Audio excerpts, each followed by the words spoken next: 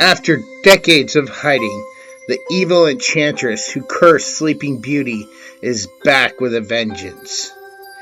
Alex and Connor Bailey have not been back to the magical land of stories since their adventures in the wishing spell ended.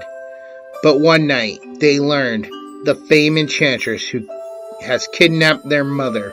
Against the will of their grandmother, the twins must find their own way to the land of stories to rescue their mother and save the fairy tale world from the greatest threat it's ever faced.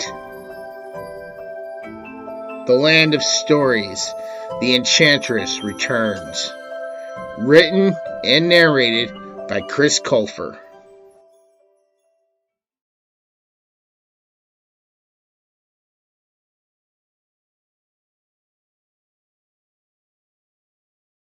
So hello again. Welcome back to episode 2 of my series review on The Land of Stories.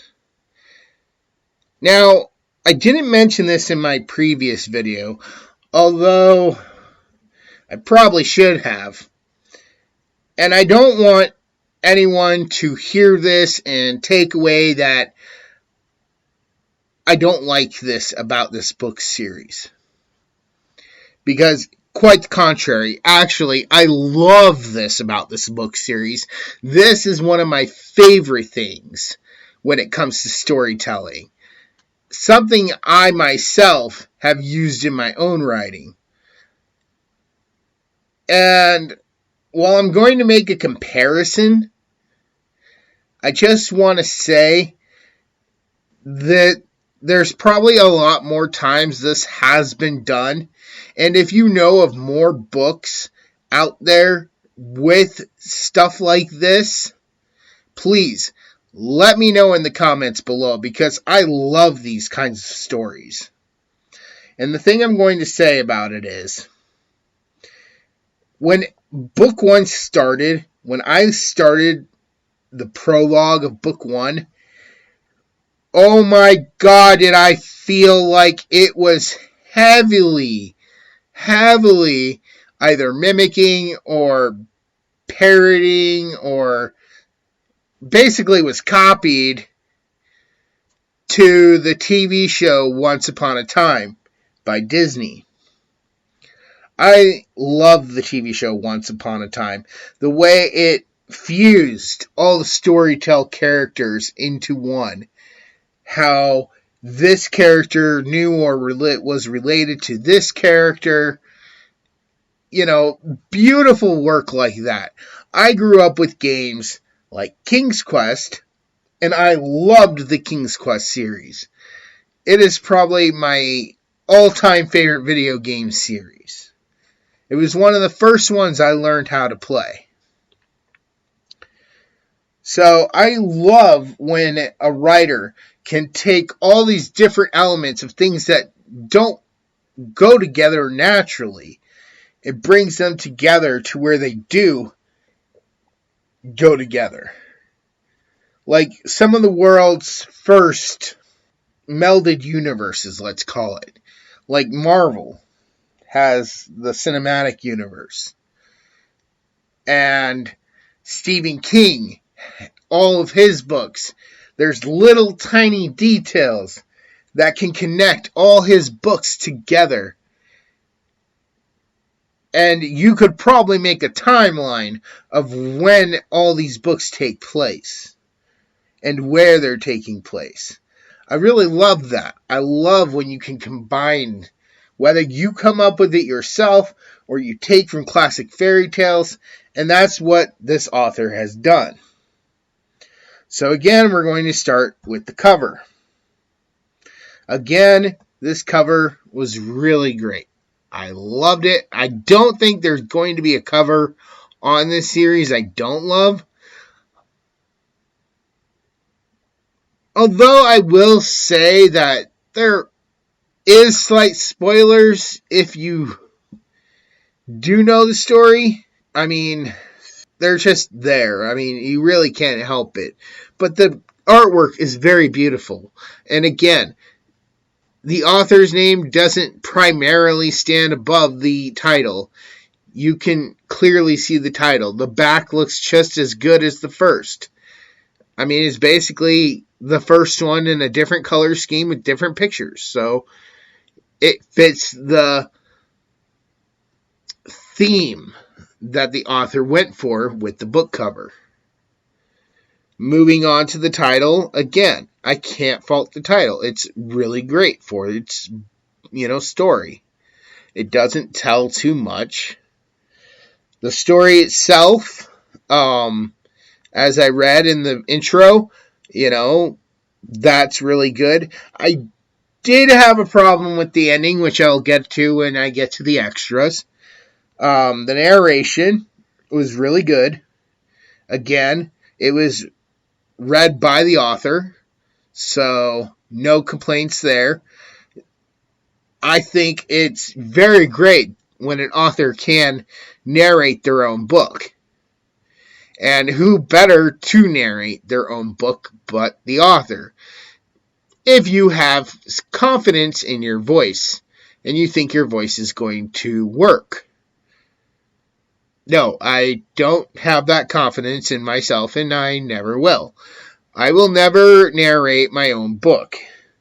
I would be willing to do maybe a guest voice in my own book, doing a few lines here and there, just dialogue, but I will never read out my whole book, because, as I've mentioned before in previous reviews, I suck at reading out loud. In fact, this entire video I'm doing from memory. So, moving on. The characters. I mean, the characters, for the most part, were rinse, cycle, repeat. Some of the characters I felt went through the same arcs again, and I wasn't as thrilled about that. The few new characters we did get, I felt were fine, but I'm starting to see a trend, which again I'll get into in the extras. So I do think the characters might have needed a little bit of work, but the main two that you're following were just fine. Again, moving into the extras, the ending is the problem I had with this story. So if you don't want spoilers and you want to go check this out, I recommend stopping the video right here. Go check out the book. Get your own opinion, because there are major spoilers about to be revealed. So my problem with the ending was, first off, they spend the entire book looking for these items to build this big magical weapon. And then at the very end, they don't even really need the weapon to beat the bad guy, because they can use the power of love to fight. Okay, so I get it. I understand what they're trying to say. But at the same time, it was just a little too cheesy. Like, I think even kids at this point would start to think this is too cheesy. Like, come on, seriously? I also had an issue with how the book ended with the mother giving up her child. I'm sorry, I am a parent, and I am a single parent, so I would never, ever let my child live in a fantasy land. I would say, look, keep the portal closed for X amount of years. Once she's graduated, if she chooses to come back, that's her choice. And there was some setup that could have worked it out that way. It didn't necessarily have to do it the way it did. I just feel like no mother is going to leave their child behind, no matter how much they may think that the child belongs in that world. They're not going to do it. It seemed really far-fetched. My score. For this one, I'm going to have to say I have to give it an 8 out of 10. That ending, those two things in the ending, really brought it down. I feel like it could have been done better. And the setup of what actually happened at the end to where it starts off in the next book doesn't really make it an issue if they had ended it a different way. If the character had gone back to the world she was from, it could have been written and described in a way where it worked. So, yeah, an 8 out of 10 for The Land of Stories, The Enchantress Returns, Book 2 in this series. If you are enjoying this series, please consider subscribing today. Make sure to ring the notification bell so you'll be notified the second another one of these videos goes up. Give the video a like, share it. If you are an author and you would like your audiobook reviewed on this channel, please visit my website.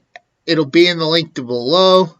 If you are a reader and you would enjoy this book series, the Amazon link will also be in the description below. And on top of it, and I would be completely honored if any fan of this series would consider checking out my series, The Guardian of Light. I think if you like this kind of story as an adult, you'll love my book series. I want to thank everybody for watching, and happy writing.